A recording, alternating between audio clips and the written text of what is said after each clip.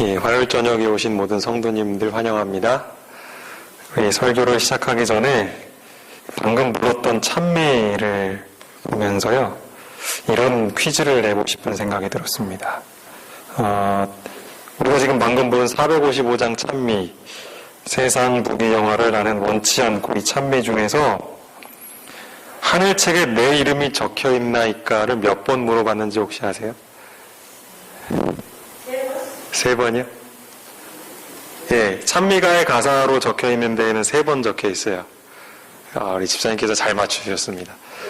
그리고 우리가 1절, 2절, 3절 반복해서 후렴 반복하는 것까지 포함하면 5번 물어봅니다. 5번. 저는 이 가사를 보면서 어떤 한 장면이 생각이 났습니다. 이제 이번 안식일이면 성경학교가 마지막 날입니다. 성경학교 마지막 날이라면 아이들이 가장 기대하는 게 뭔지 아세요? 선물이에요, 선물.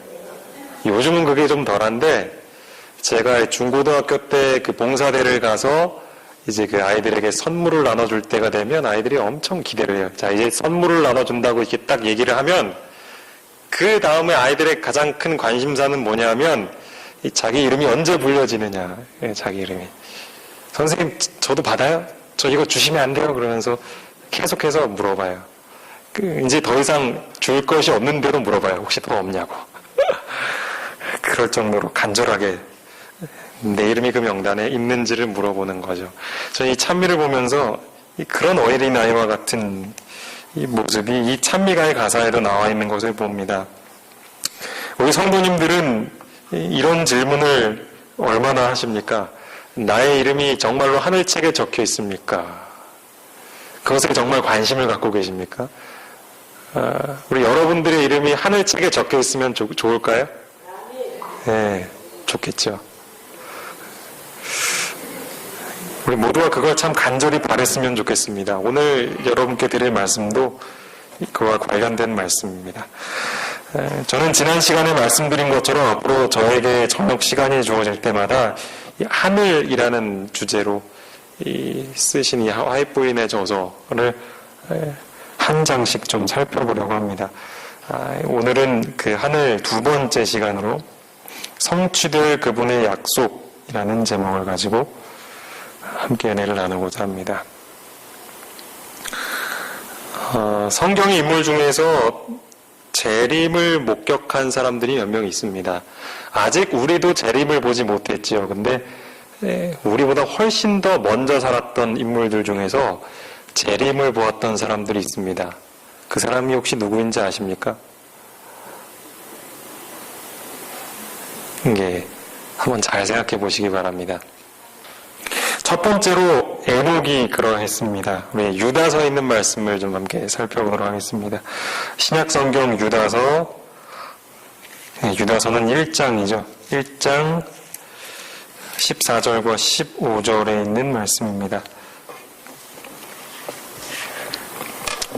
유다서 1장 14절과 15절입니다. 예, 찾으셨으면 함께 읽겠습니다. 시작. 아담의 7대 손 에녹이 이 사람들에 대하여도 예언하여 이르되 보라, 주께서 그 수만의 거룩한 자와 함께 임하셨나니 이는 뭇사람을 심판하사 모든 경건하지 않은 자가 경건하지 않게 행한 모든 경건하지 않은 일과 또 경건하지 않은 죄인들이 주를 거슬러 한 모든 완악한 말로 말미암아 그들을 정죄하려 하심이라 하였느니라. 사실 예수님의 재림을 고대했던 사람들 중에서 가장 먼저 고대했던 사람은 누구보다도 아담과 하와였습니다. 그들 때문에 이 세상에 죄가 들어왔고 그들은 죽음이라는 것을 목격하게 되었죠. 그들은 동물이 자신들의 앞에서 숨을 거두는 장면을 봤습니다. 그리고 그 동물의 가죽으로 옷을 입었습니다. 그것은 우리가 잘 아는 것처럼 예.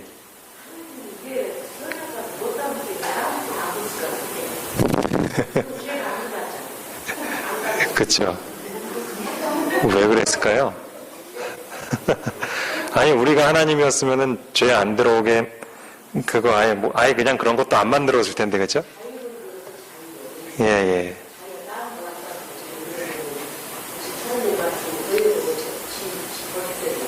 아, 네, 집사님께서 정답까지 잘 말씀해 주셨네요. 네, 감사합니다.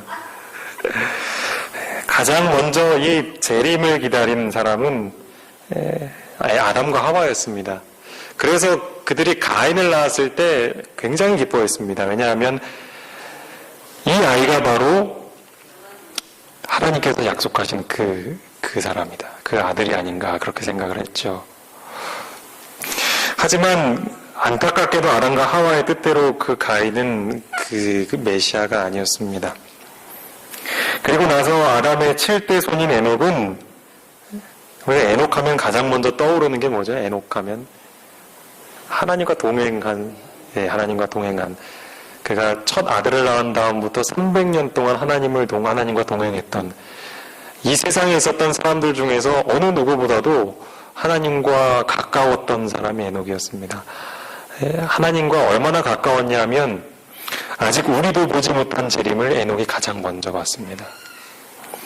그래서 여기 보면 주께서 그 수많은 거룩한 자와 함께 임하셨다. 그리고 그러한 예수님께서 재림하시는 그 목적은 뭇 사람을 심판하시기 위한 것이었다라는 것을 그는 분명히 이해했습니다. 부조화 선지자를 보면 좀 더 자세히 이 모습을 설명하고 있습니다.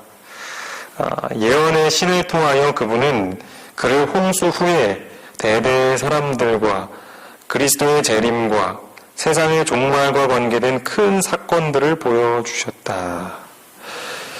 하나님께서 에녹을 너무나도 사랑하셔서 그에게 예수님의 재림도 보여주셨고 예수님의 죽으심도 보여주셨고 그리고 그 종말에 어떠한 일들이 일어날 것인지를 미리 에녹에게 보여주셨습니다. 에녹이 보았던 장면이 무엇인지 좀 더 살펴보겠습니다. 과연 에녹이 무엇을 보았을까요? 예언적 이상으로 그는 그리스도의 죽음에 관하여 가르치심을 받았으며 무덤에서 그분의 백성들을 속량하시려고 모든 거룩한 천사들이 수행하는 가운데 영광 중에 임하시는 것을 보았다. 그러니까 예수님께서 초림하셔서 십자가에 달려 돌아가시는 장면을 보았고요. 그리고 또 모든 천사들과 함께 임하시는 그 예수님께서 재림하실 그 장면도 그가 계시로 보았습니다. 이어서 제가 읽겠습니다. 그는 또 그리스도께서 두 번째 나타나실 때 이 세상의 부패한 상태를 보았다. 의인이 영광과 존귀로 관을 쓰는 것과 악인들이 주 앞에서 추방되어 불로 멸망당하는 것을 보았다. 이 앞서 두 장면 이후에 또 무엇을 보았냐면 이제 예수님께서 재림하실 그 시기, 그러니까 재림을 앞두지 않은 얼마 안 되는 그 시기, 지금 우리가 사는 이 시기에 얼마나 사람들이 죄로 타락할 것인지를 그가 보았습니다. 그리고 끝까지 하나님을 거절하는 악인들이 결국에는 예수님의 재림의 때에 불로 멸망당하는 것을 그들은 목격하였습니다. 여러분들은 만약에 이런 계시를 여러분 오늘 이렇게 딱 잠을 자는데 이런 계시를 꿈으로 보신다면 어떠실 것 같아요? 기분이 어떠실까요? 무서울까요? 아니면 나도 애농 레벨 정도 되는구나 이렇게 좀 자부심을 가질까요? 에녹은 그 계시를 본 후에 어떻게 반응했는가? 부조화 선지자는 이렇게 설명하고 있습니다. 에녹은 의의 전도자가 되어 하나님께서 그에게 계시하신 바를 백성들에게 알렸다. 주를 두려워한 자들은 이 거룩한 사람을 찾아와 그의 교훈을 받고 그와 함께 기도하였다. 이 에녹이 한 일이 뭐였죠?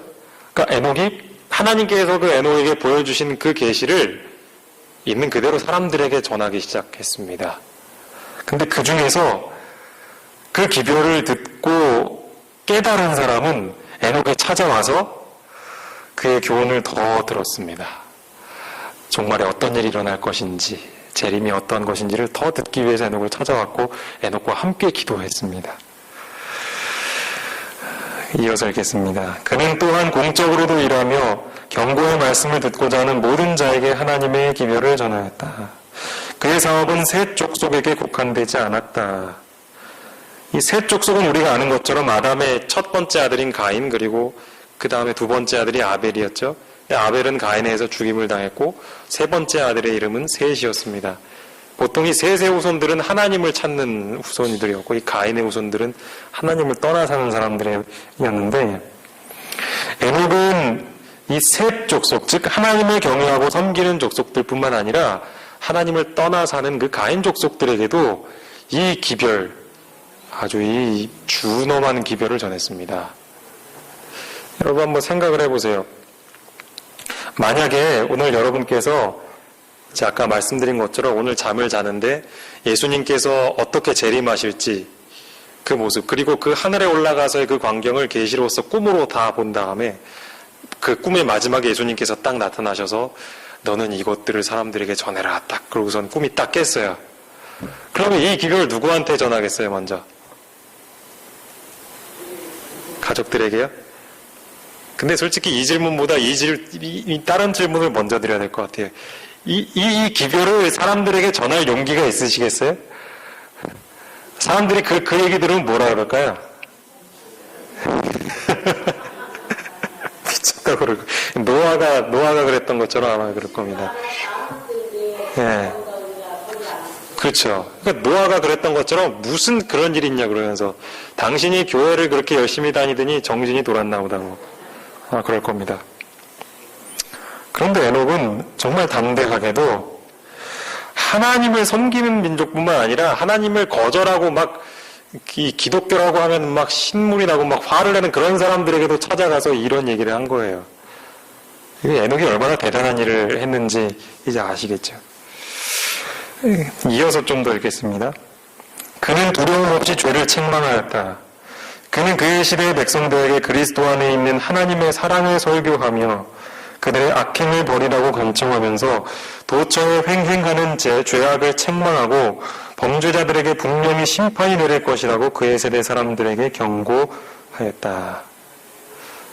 결국 그는 하나님께서 당신들을 얼마나 사랑하실 것인지를 설교했고, 또한 지금 이제 심판하시기 위해서 예수님이 오실 터이니 당신들은 지금 짓고 있는 그 죄에서 돌이키십시오.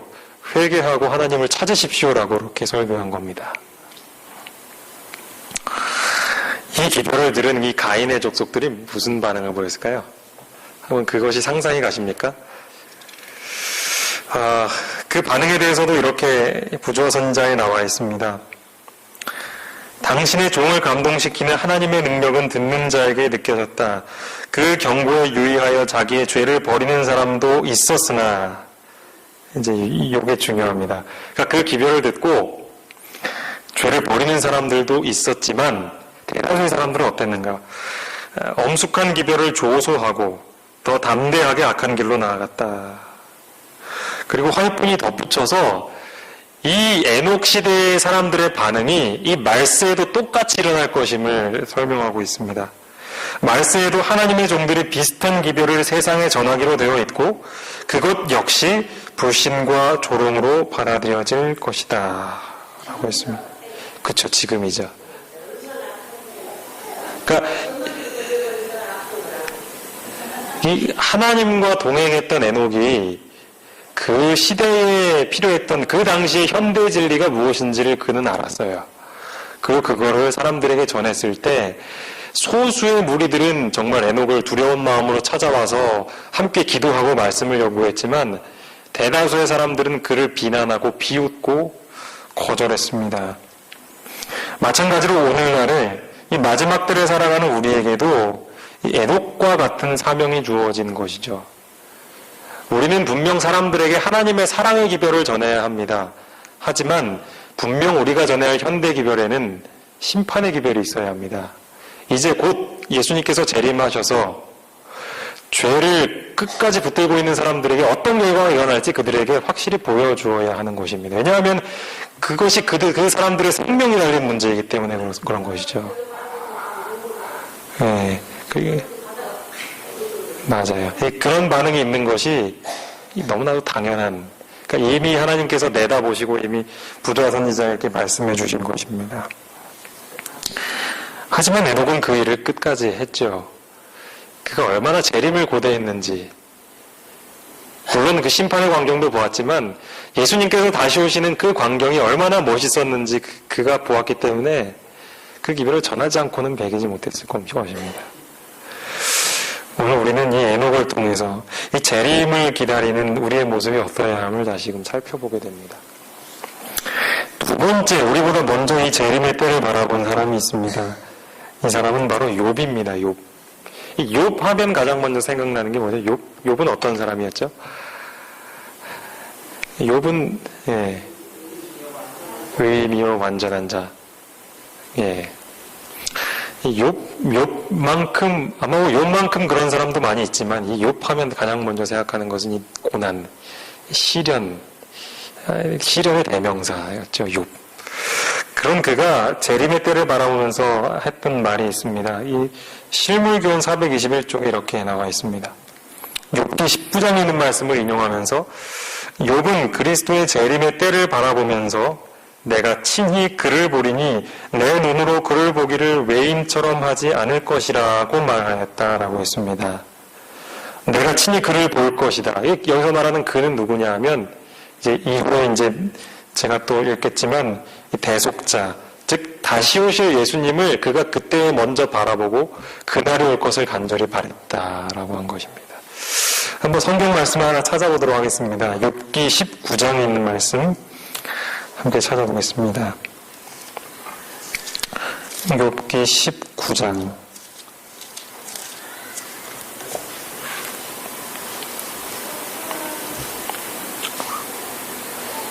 욥기 19장 25절에 있는 말씀입니다. 구약성경 780쪽입니다. 욥기 19장 25절입니다. 네, 함께 읽겠습니다. 시작. 내가 알기에는 나의 대속자가 살아계시니 마침내 그가 땅 위에 서실 것이라. 이제 욥도 계시를 통해서 하나님께서 그에게 재림의 광경을 딱 보여주셨는데 대속자가 이 땅 위에 서시는 장면이 이렇게 딱 보이는 것입니다. 대속자. 이 다시 오시는 예수님을 가리켜서 대속자라고 불렀습니다. 예수님의 이름이 참 많이 있습니다. 근데 이 대속자라는 말은 이 히브리어로는 고엘이라는 말입니다. 이 뜻은 보수할 자, 보수하는 자, 혹은 혈족이나 기업을 물을 자라고 이렇게 번역이 되는 단어입니다. 이 대속자. 쉽게 말씀을 드리면 여러분 루스의 경험을 다 기억하시죠? 룻 말고 룻 있죠. 룻 여자 룻. 이제 보아스가 이제 그 룻의 집안에 이제 기업을 물으는 자가 되었잖아요, 그렇죠?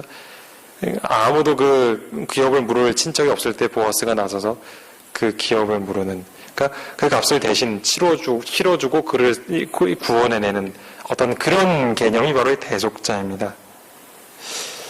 욥은 굉장히 지금 이 말을 할 때 어떤 상태냐면 쉽게 말해서 너무나 억울한 상태예요. 왜냐하면 이 욥의 친구라는 사람들이 와서 처음에는 욥의 아픔을 동정해 주었잖아요. 얼마나 아프냐, 얼마나 힘든가 그렇게 위로하다가 결국 욥에게 계속해서 하는 말이 뭐냐 하면 말은 다른데 요지는 똑같았어요. 다 네가 잘못해서 벌 받는 거다. 그 얘기하고 있는 거예요. 자기는 이게 지금 자기의 죄 때문에 그런 것이 아님을 너무나 분명하게 알고 있는데 이 친구들 말을 알아주지 못하니까 이 억울함을 누가 풀어줄 것인가. 그리고서는 그의 눈을 어디로 향하냐면 하늘에 계신 예수님에게 향한 겁니다. 내 억울함을 풀어주실 수 있는 분, 이분은 오직 예수님밖에 없다. 그 대속자가 이제 곧 땅에 서실 것이다 라고 하는 것입니다. 그렇게 욥은 예수님의 오심을 간절히 고대했습니다. 마찬가지로 이 재림의 날은 우리의 억울함을 푸는 날이 될 것입니다. 우리가 얼마나 이 세상에서 억울한 일이 많습니까? 그렇죠? 특별히 우리가 재림교인으로 살면서 얼마나 억울한 일이 많습니까? 오히려 더 손해보는 삶을 살고 남들이 그런 것도 알아주지도 않고 오히려 어떻게 믿는 사람이 그럴 수 있냐라는 말 들을까 무서워서 우리가 참았던 적이 얼마나 많습니까? 이 재림의 날은 그런 억울함을 푸는 날이 될 것입니다. 그리고 예수님께서는 대속자로서 오시는 것입니다. 그 억울함을 친히 풀어주시는 분으로 오시는 것입니다. 이 땅에서의 삶이 편하다면 우리는 사실 예수님을 잘 기다리지 않을 것입니다. 이 땅에서도 살만한데 다른 세상에 오는 것을 누가 좋아하겠습니까? 이 땅은 우리가 영원히 살 집이 아니기에 우리에게는 불편할 수밖에 없는 곳입니다. 우리가 이 땅에서 평안함, 만수무강하고 태평성대하고 한 날을 우리는 결코 이 땅이 지속되는 날 우리는 그것을 누릴 수는 없습니다. 때때로 우리 생각지 않은 때에 어려움을 겪고 고난을 당하게 되는 것, 그것이 이 땅에서의 삶의 순리입니다. 순리. 그것이 언제 끝나는가? 그것은 예수님께서 우리를 데리러 오셔서 우리를 저 하늘로 데려가셔야 끝나는 것이죠. 거기를 가야 우리가 편하게 살 수 있는 것입니다. 집 나오면 고생이라는 말이 있죠. 그렇죠? 우리가 이렇게 고생하고 사는 이유는 집을 나왔기 때문에 그래요. 집을. 여기가 우리 집이 아니라 우리 집에 가면 이제 편합니다. 집 나가면 밥도 혼자서 알아서 해먹어야 되고, 돈은 그걸 해먹을 수 없으면 사 먹어야 되고, 돈도 없으면 구걸해서 먹어야 되고, 그래야 되지만 집에 들어가면 하나님이 이걸 마련해 주신 그냥 널린 식사거리를 우리는 그냥 따서 먹으면 되는 거 아닙니까? 그렇죠? 예. 그러니까요. 예, 얼마나 좋아요. 밥도 안 해도 되고, 반찬 뭐 만들까 걱정 안 해도 되고. 예, 여자분들이 좋아하시는 천국이죠. 그야말로 천국. 예, 예. 우리 원래 집이니까 그렇게 좋은 겁니다. 하나님께서 우리가 원래 살아야 할 집을 지금도 열심히 꾸미고 계시고, 살 집을 준비해 주고 계신 거예요.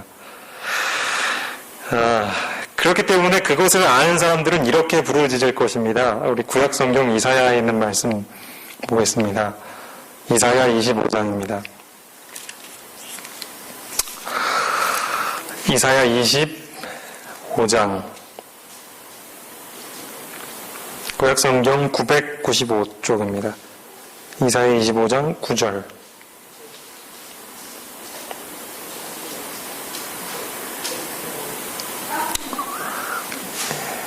예, 함께 읽겠습니다. 25장 9절 시작.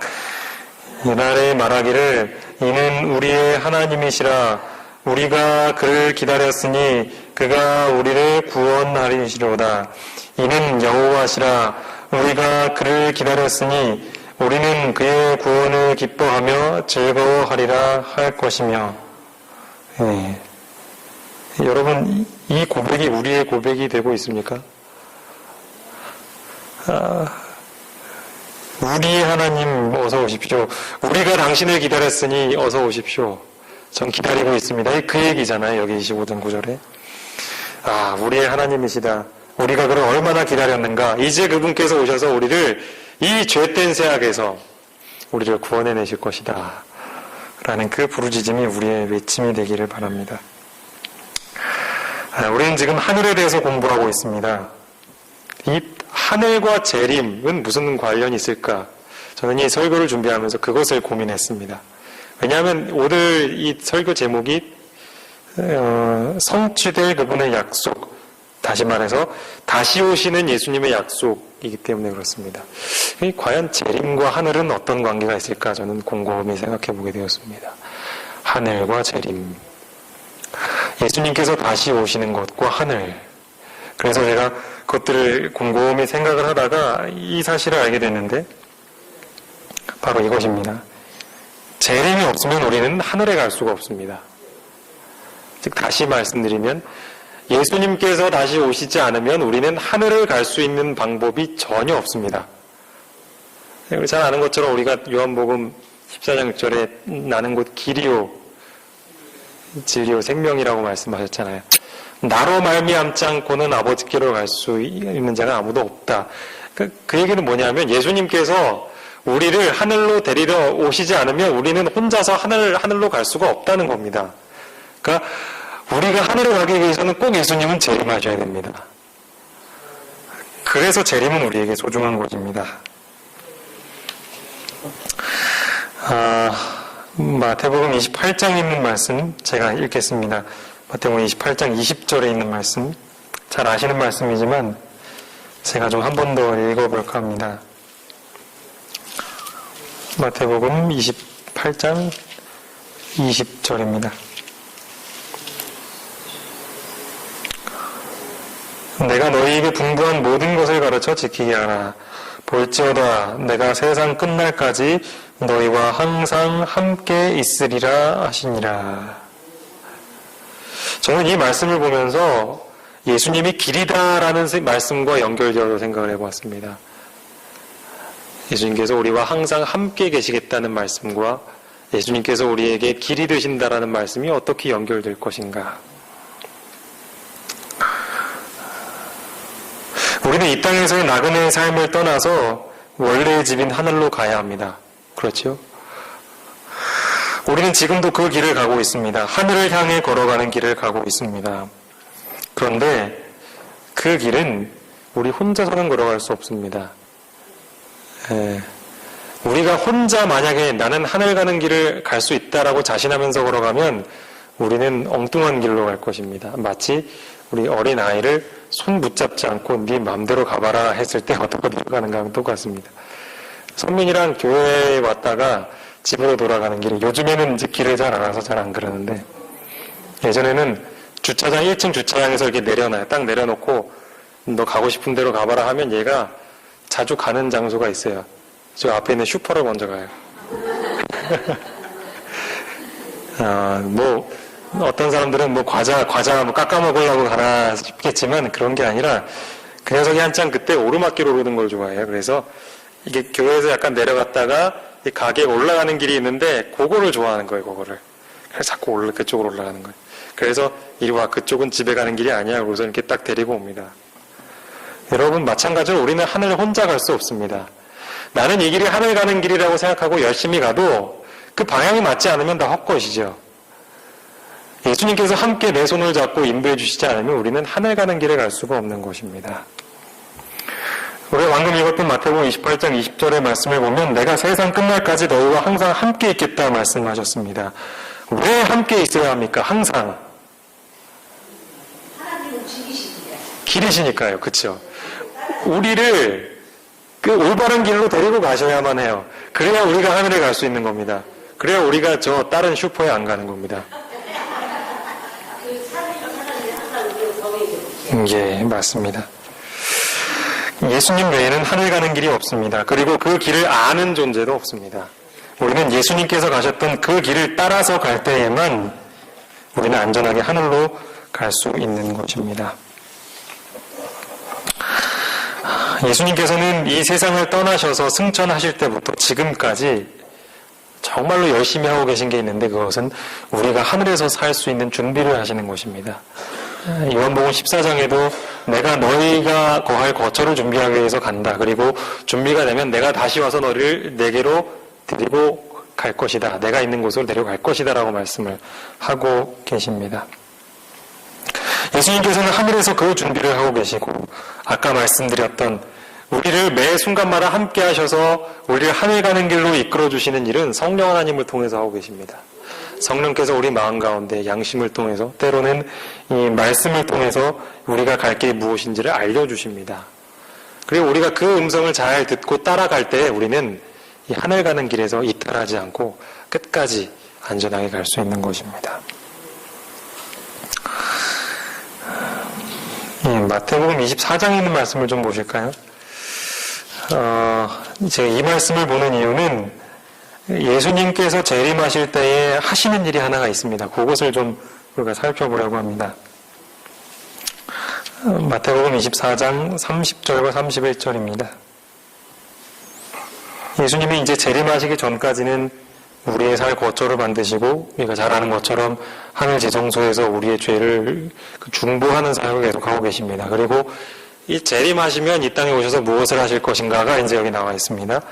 마태복음 24장 30절 31절 함께 읽겠습니다. 시작. 그때에 인자의 징조가 하늘에서 보이겠고 그때에 땅의 모든 족속들이 통곡하며 그들이 인자가 구름을 타고 능력과 큰 영광으로 온 것을 보리라. 그가 큰 나팔 소리와 함께 천사들을 보내리니 그들이 그의 택하신 자들을 하늘 이 끝에서 저 끝까지 사방에서 모으리라. 이제 예수님께서 다시 오시는 재림의 장면을 쭉 묘사하고 있습니다. 그때 많은 족속들이 통곡할 것이다. 그리고 인자, 예수님께서 구름을 타고 큰 영광으로 오실 것이다 라고 이야기를 합니다. 31절에 보면 그 다음에 이제 무엇을 하시는지가 나오는데, 큰 나팔소리와 함께 천사들을 보내시는데 뭐하러 보내시냐 하면 그의 택하신 자들을 하늘 이 끝에서 저 끝까지 사방에서 모을 것이다. 즉 택하신 자들을 모으는 일을 하십니다. 예수님께서 재림하셔서 하시는 일입니다. 여기 계신 분들 중에 빗자루로 청소를 한 번도 안 해보신 분 없으시죠? 예, 빗자루로 이렇게 다 청소를 해보신 적이 있으실 겁니다. 먼지와 쓰레기를 쓸어담기 위해서 우리는 예전에 청소기가 나오기 전에는 실내도 그렇게 쓸고 마당도 쓸고 교회는 주차장도 쓸고 그렇게 하는 것이죠. 우리는 그 빗자루로 쓰레기를 모은 다음에 쓰레받기에다가 담습니다. 근데 왜 쓰레받기에 담을 때 그걸 모아야 될까요? 깨끗하게? 쓸어 담아 버리려고 그러죠. 그쵸? 예, 쓸어 담아서 버리려고. 예. 이게 한번 이렇게 쓰레받기에다가 한번 쭉 쓸어 담으면 한 번에 다 잘 들어오나요, 다? 안 들어오죠? 그러면 또 어떻게 해요? 그걸 이렇게 이렇게 모아가지고 또 쓸어 담아요. 예. 와, 설교를 그 자리에서 직접 적용하시네요. 와, 정말 대단하십니다. 이 벌써 신앙생활을 오래 하신 분들의 내공이 여기서 나타납니다. 예, 맞습니다. 예, 쓰레기를 하나도 빠짐없이 담아야 거기가 깨끗해지잖아요. 그렇죠? 그래서 우리는 그것을 다 쓸어 담을 때까지 모으고 담고 하는 일을 계속 반복하는 것입니다. 이제 쓰레기는 좀 그래도 우리가 별로 가치 없는 것이니까요. 그거보다 좀 더 우리가 가치 있는 쌀을 예로 한번 들어서 생각을 해보겠습니다. 쌀을 쏟아보신 적이 있으신가요? 쌀을? 이 쌀을 포대를 사다가 이제 통에다가 붓다가 어쩌다가 이렇게 쌀을 이렇게 확 부어버리면 얼마나 아깝습니까? 쌀을 이렇게 주워 담는 것은 쉽지가 않습니다. 쌀 주워 담는 게 그리고 그게 참 쉽지가 않아요.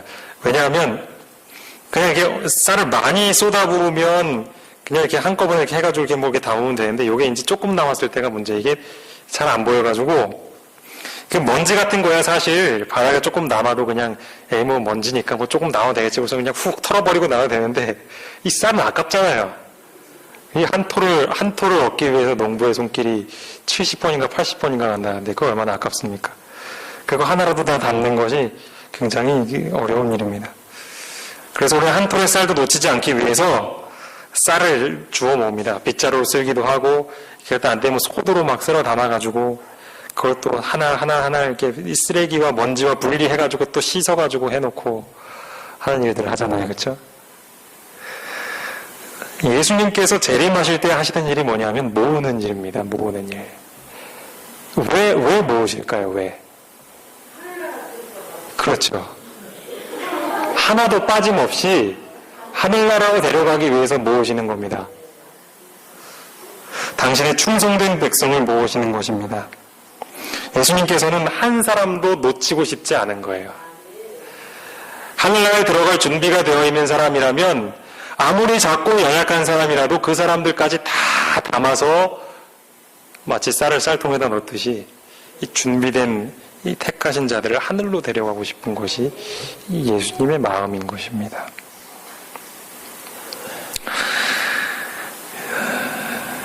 근데 우리가 또 하나 생각해 봐야 할 것이 있습니다. 그게 뭐냐면 우리가 쌀을 담을 때 아까도 말씀드렸지만 그냥 이렇게 쌀을 다 담은 거를 그대로 쌀통에 부으면 안 됩니다. 왜냐하면 그 쌀에는 불순물이 섞여 있기 때문에 그래요. 우리가 먹을 쌀인데 지저분한 게 들어가고 더러운 게 들어가면 안 되잖아요. 그렇죠? 그래서 우리는 그것을 이렇게 따로 그것을 모아서 그것을 분리해내는 작업을 해야 합니다. 진짜 쌀과 쌀이 아닌 먼지, 쓰레기, 기타 더러운 것들을 분리해내는 작업을 해야 합니다. 손으로 분리를 하든 물에 씻어서 분리를 하든 채로 이렇게 까부르든 우리는 그것을 꼭 해야 합니다. 우리의 재림의 때에도 마찬가지입니다. 예수님께서는 사람들을 다 모으시는데 그 모으신 사람들을 다 데려가는 것이 아니라 그 안에 하늘나라에 가기에 적합한 사람들을 분리해내시는 작업이 필요합니다. 성경은 그것을 추수꾼으로 비유를 하고 있습니다. 동사꾼은 쌀 한 톨을 얻기 위해서 봄부터 끝토록 분주하게 일을 합니다. 여름 내내 그 뜨거운 태양볕 아래서 이 얼마나 힘이 듭니까? 뭐 저는 농사를 지어보지 않아서 잘 모르지만 네.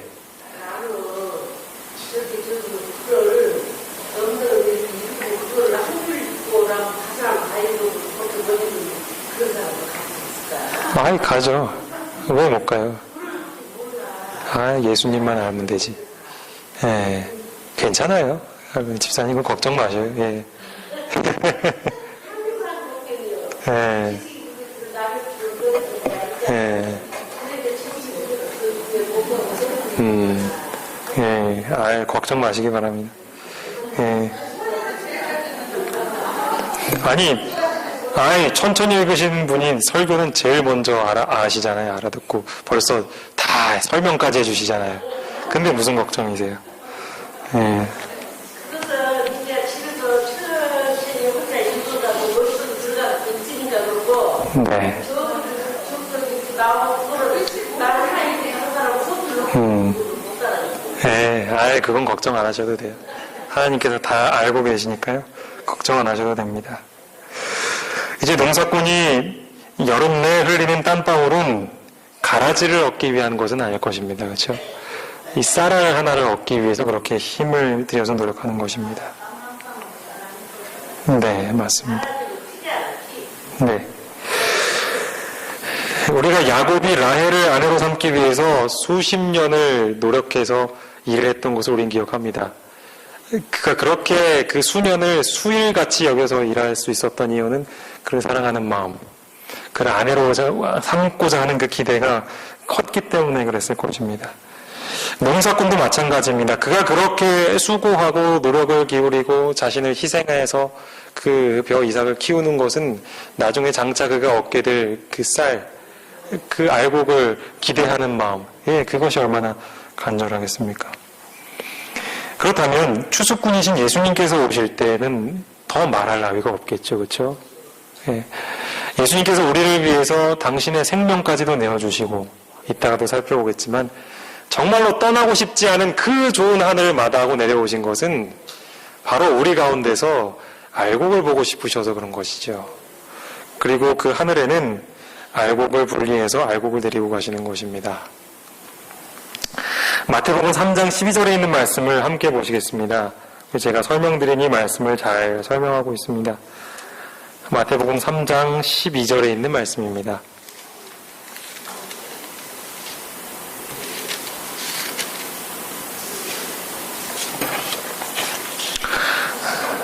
마태복음 3장 12절입니다. 손에 키를 들고 자기의 타작마당을 정하게 하사 알곡은 모아 곳간에 들이고 쭉정이는 꺼지지 않는 물에 태우시리라. 마치 농부가 봄, 여름, 가을 그 추수하기까지 그렇게 열심히 일하시는 것처럼 예수님도 지금까지도 우리를 하늘로 데리고 가시기 위해서 부단히 일하고 계십니다. 그렇다면 우리가 해야 할 일은 무엇이겠습니까? 알곡이 갈 수 있는 그 하늘에 우리가 가야죠. 우리가 알곡이 돼야 하지 않겠습니까? 재림의 날, 추수의 날은 반드시 오게 될 것입니다. 그렇기 때문에 우리가 분명히 해야 할 일은 하나님께서 우리가 하늘에 들어갈 준비를 하고 계신 것처럼 우리가 하늘에서 예수님을 만날 준비를 해야 한다라는 것입니다. 화이트인의 편지 1903년에 쓰신 편지 중에서 이런 글이 있습니다. 그분은 이 생에서 그분의 발자취를 따른 이들을 당신께로 영접하기 위해 권능과 큰 영광 중에 다시 오실 것이다. 이 말씀을 보면 하나님께서 어떤 사람들을 하늘로 데려가실지를 설명하고 있는데 그 사람들은 어떤 사람들이냐면 이 생에서 그분의 발자취를 따른 이들이라고 했습니다. 즉 알곡으로서 사는 사람의 삶은 어떤 삶이냐면 예수님께서 가신 그 길을 따라가는 사람, 그 사람이 바로 알곡의 삶인 것입니다. 우리가 잘 아는 것처럼 마태복음 16장 24절에 보면 아무든지 나를 따라오려거든 자기를 부인하고 자기 십자가를 지고 나를 쫓을 것이니라 라고 했습니다. 예수의 발자취를 따라가는 사람은 자기를 부인하는 사람입니다. 자기의 십자가를 지고 가는 사람입니다. 내가 하고 싶은 것, 내가 되고 싶은 것, 내가 갖고 싶은 것을 내려놓고 하나님께서 나에게 원하시는 것을 따라가면서 사는 사람입니다. 그 길은 좁은 길입니다. 그렇기 때문에 사람들은 그 길을 잘 가려하지 않습니다. 심지어 그리스도인이라 할지라도 그 길을 좋아하지 않습니다.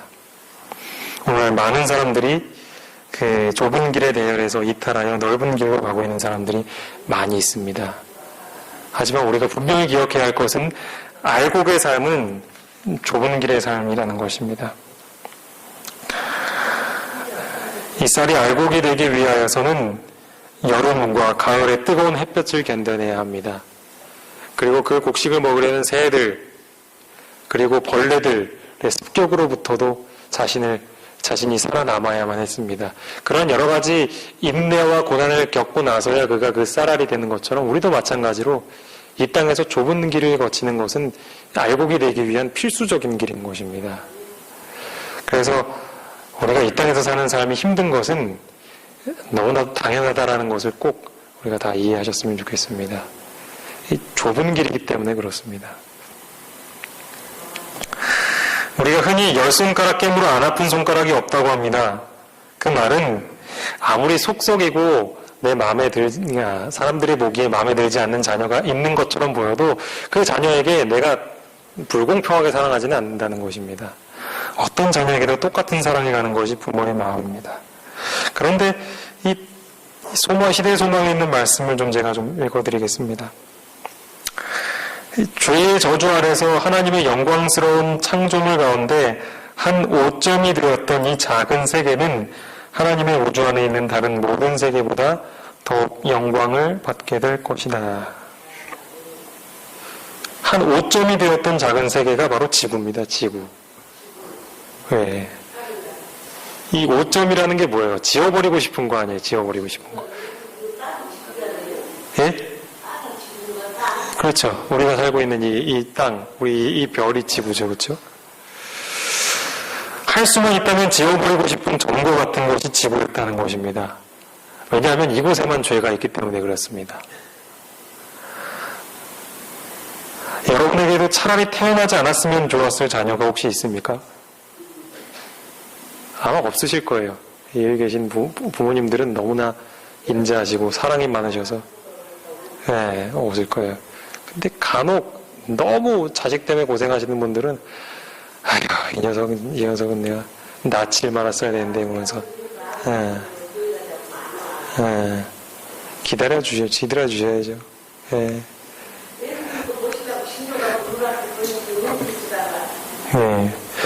보고 있으면 속상하고 그렇다고 내 자식 안 할 수도 없는 그런 존재가 바로 하나님 앞에서 지구의 존재인 것입니다. 그런데 이 재림은 어떤 날이냐면 그런 지구가 회복이 되는 날입니다. 이 지구에 있는 모든 죄의 흔적이 사라지는 날이 바로 이 재림인 것입니다. 단순히 이 지구에 있는 죄가 없어질 뿐만 아니라 이 지구는 다른 별은 결코 가질 수 없는 특권을 갖게 되는데 그것이 바로 이 계시록 21장 3절에 보면 나와 있습니다. 이 말씀을 함께 찾아보겠습니다. 요한계시록 21장 3절에 있는 말씀입니다.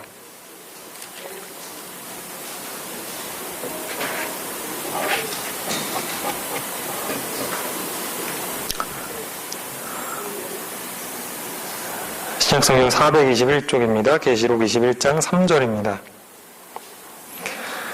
내가 들으니 보좌에서 큰 음성이 나서 이르되 보라 하나님의 장막이 사람들과 함께 있음에 하나님이 그들과 함께 계시리니 그들은 하나님의 백성이 되고 하나님은 친히 그들과 함께 계셔서 이제 이 지구가 하나님께서 거하시는 집이 되는 것입니다. 우리가 잘 아는 것처럼 우리가 천년 동안 하늘에서 살게 된 이후에 그리고 예수님께서 다시 오시는 삼림이 있은 이후에 이 지구는 정결하게 되고 이것은 우리가 그리고 하나님께서 함께 사실 거처가 될 것입니다. 우리는 사실 하늘에 대해서 생각을 할 때 막연하게 생각을 할 수밖에 없어요. 왜냐하면 이 중에 어느 누구도 하늘에 가본 적이 없기 때문입니다. 그래서 예수님께서 하늘을 포기하고 오셨다는 말을 들을 때 정말 큰 희생이다라고 막연하게 생각을 하지만 그게 얼마나 큰 것인지는 우리가 감히 잘 보지를 않습니다. 우리가 재림의 날, 그 예수님의 추수의 과정을 거치고 알곡과 가라지가 분리되고 알곡을 곡간에 들이는 과정을 통해서 하늘에 들어가서 보면 우리는 그 하늘이 얼마나 떠나고 싶지 않은 곳인지를 알게 될 것입니다.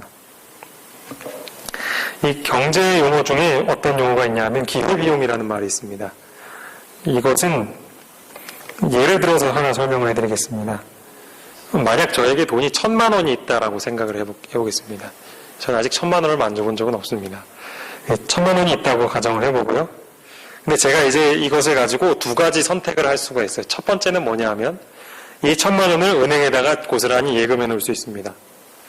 그리고 두 번째 방법은 이 1,000만 원을 가지고 정말로 전도 유망해 보이는 기업에 투자를 할 수 있습니다.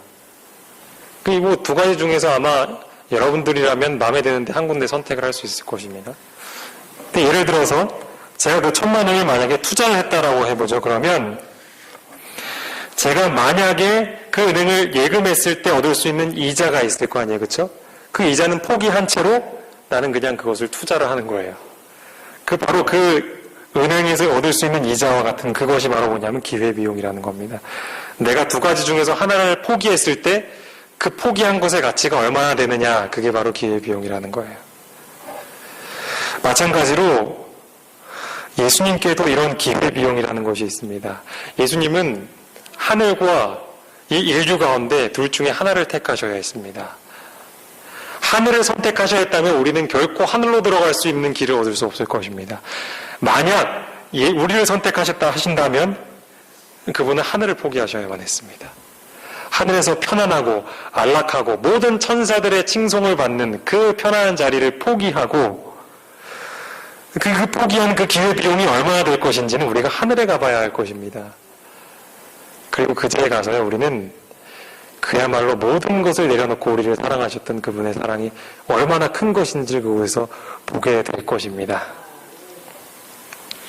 마지막으로 한 말씀만 좀 더 읽어보겠습니다. 계시록 5장 있는 말씀입니다. 요한계시록 5장 12절에 있는 말씀입니다.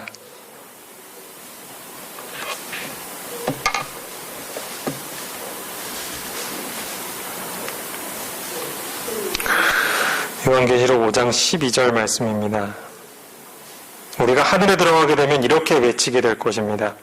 큰 음성으로 이르되 죽임을 당하신 어린 양은 능력과 부와 지혜와 힘과 존귀와 영광과 찬송을 받으시기에 합당하도다 하더라. 제가 교회 증언 1권에 있는 말씀을 읽어드리고 오늘 말씀을 마무리할까 합니다. 그분은 하늘에서 가지신 모든 영광과 명예를 버리셨다. 그리고 우리의 구원에 너무 큰 관심을 가지셨기 때문에 사람이 그분께 구할 수 있는 온갖 모욕과 멸시를 꾸준하고 겸손하게 참으셨다. 그분은 상처를 입으시고 구타를 당하시고 찔림을 겪으셨다. 그분은 우리를 당신의 피로 씻어 우리를 위하여 준비하고 계신 집에서 당신과 함께 살게 하고 하늘의 빛과 영광을 누리고 천사들의 노래를 듣고 그들과 함께 노래하게 하시고자 갈바리의 십자가에 달리셔서 가장 고통스러운 죽음을 당하셨다. 성도 여러분, 예수님께서 우리를 하늘로 데려가시기 위해서 지불하신 그 값은 너무나도 큰 것이었습니다. 그분께서 포기하셔야 했던 그 모든 것의 가치는 우리가 이루 헤아릴 수 없을 정도로 큰 것이었습니다. 그분께서 사람들에게 상처를 입으시고 매를 맞으시고 욕을 들으시고 구타를 당하시고 찔림을 당하시고 하셨던 것, 그것이 바로 예수님께서 지불하셨던 기회비용이었습니다. 너무나 큰 것이었습니다. 그 모든 것들은 다 우리가 하늘에 가기 위한 것이었습니다. 그렇다면 우리도 이 땅에서 하늘 갈 준비를 해야 하지 않겠습니까? 하늘 갈 준비는 어떻게 해야 되나요? 어떻게 하면 알곡이 된다고 했죠? 예수님께서 가신 길을 따라가면 알곡이 된다 했습니다. 예수님께서 그러셨듯이 그 좁은 길을 가는 것, 나의 뜻을 모두 접어두고 하나님께서 나에게 주신 음성을 따라가는 그 삶이 바로 우리를 하늘로 가게 할 것입니다. 그 길이 어렵다 할지라도, 그 길이 너무나 좁아서 힘들다 할지라도 결코 포기하지 맙시다.